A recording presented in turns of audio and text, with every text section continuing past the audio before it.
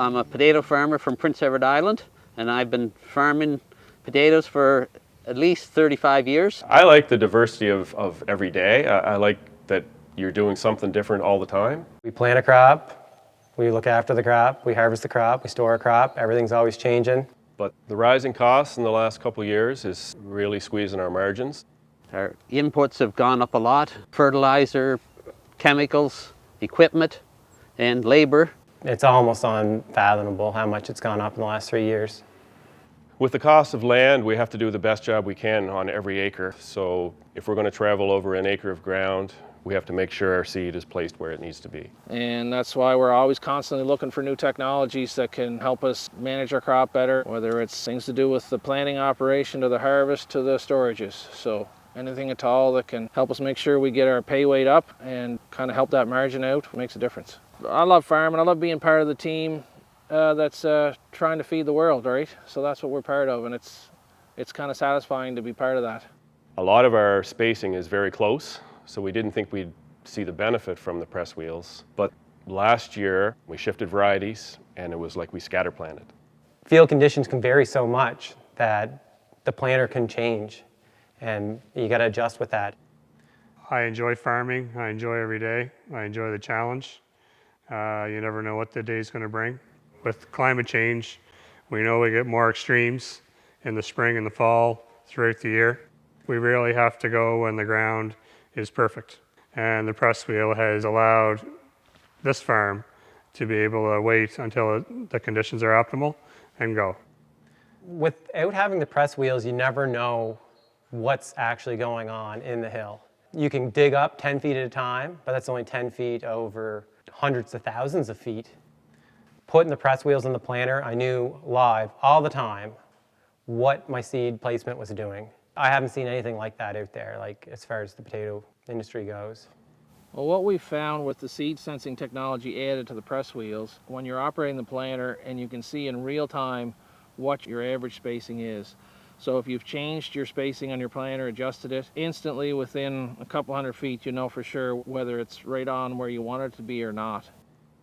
That's been a real comfort level for me this year, because we changed our planters up to variable rate seeding for the capacity to be able to do some of that on 5 or 6 of our fields.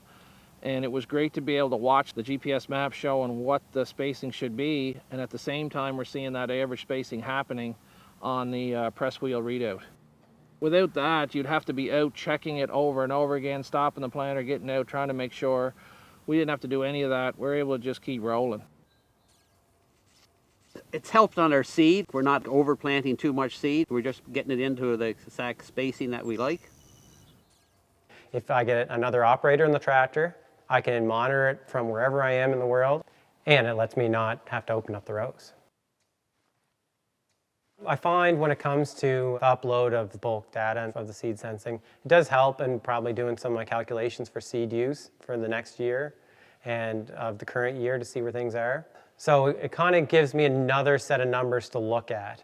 Instead of just looking at my total seed that came in and my acres planted, I can actually look on a per field basis of seed used.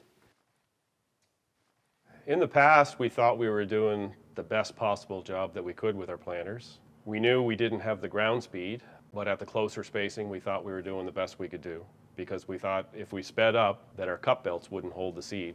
That wasn't the case.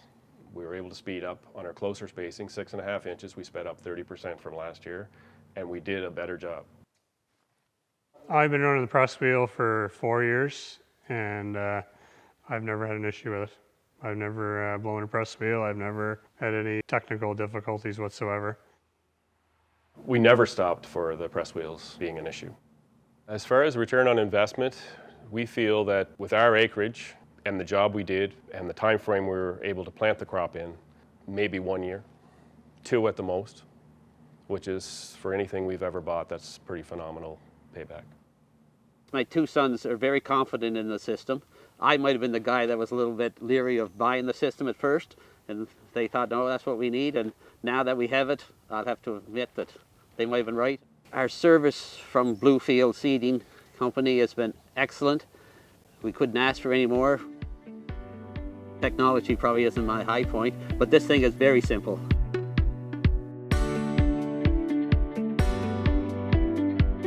My experience integrating the press wheel into our operation as far as using the electronics and getting it installed has been very positive. I mean, we've had a great relationship with Craig and his crew.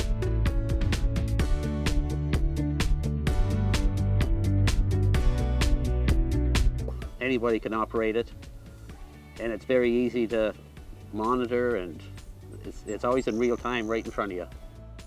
The press wheels just allow me to get over more acres in the run of a day by increasing my speed and enhancing my accuracy at the same time, which are two things that generally don't go together.